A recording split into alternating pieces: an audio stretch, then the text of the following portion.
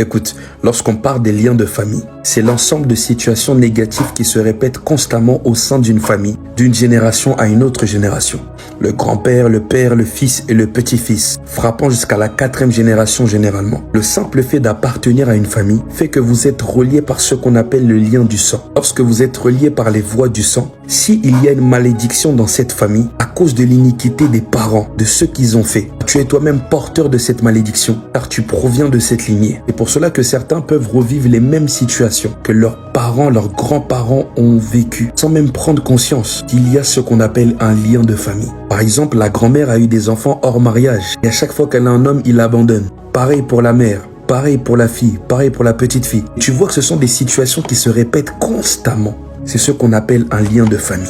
Tout ça par les voies du sang. Et généralement, ce sont des esprits puissants qui règnent au sein de la famille, qui voyagent de génération en génération afin de continuer à régner pour détruire la famille. Dans la famille d'Abraham, Abraham a menti que Sarah était sa sœur. Isaac, le fils d'Abraham, a menti que Rebecca était sa sœur. Jacob même, c'était un menteur. Les fils de Jacob ont menti que Joseph était mort. Tu comprends qu'il y avait un esprit de mensonge qui régnait au sein de cette famille. Par les voies du lien du sang, il y avait un lien de famille. Mais voici, pour que les malédictions qui sont dans la famille n'aient pas d'impact sur toi, que tu sois immunisé, il a fallu que Jésus-Christ meure à la croix, qu'il verse son sang, pour qu'au travers de son sang versé, que tu sois purifié de toute iniquité, que tu sois donc racheté, que par le sacrifice de Jésus à la croix, il y a un autel qui crie plus fort que les autels qui sont érigés dans le monde des ténèbres contre toi et ta famille, afin que tu ne sois plus sous la condamnation, mais que tu sois libre. Et c'est ainsi que Jérémie l'avait annoncé, en disant « En ces jours, on ne dira plus, les pères ont mangé des raisins verts et les dents des enfants étaient agacées, mais chacun mourra pour sa propre iniquité. Tout homme qui mangera des raisins verts, ses dents en seront agacées. Si autrefois, lorsque les pères mangeaient des raisins verts, les dents des enfants prenaient cher,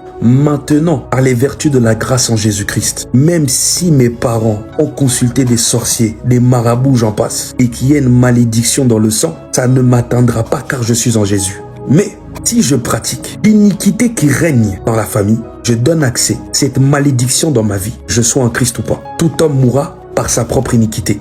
D'où le fait que nous sommes immunisés par le sang de Jésus. Si nous ouvrons les portes, nous sommes pris dans le piège. D'où le fait, lorsque vous constatez qu'il y a certains comportements que vous avez, totalement similaires aux comportements que vos parents, vos grands-parents ou des gens de la famille ont, ne trouvez ça jamais normal et décidez de briser cela. Parce que le manque d'ignorance fait que vous restez sous le joug de l'ennemi, mais la connaissance fait que vous arrivez à renverser cet esprit. Et au travers de vous, votre famille sera libre et ainsi que votre postérité ne sera plus sous cette influence. Et au travers de votre canal, votre postérité sera bénie parce que vous avez renversé cet esprit en prenant conscience qu'il y avait un lien de famille.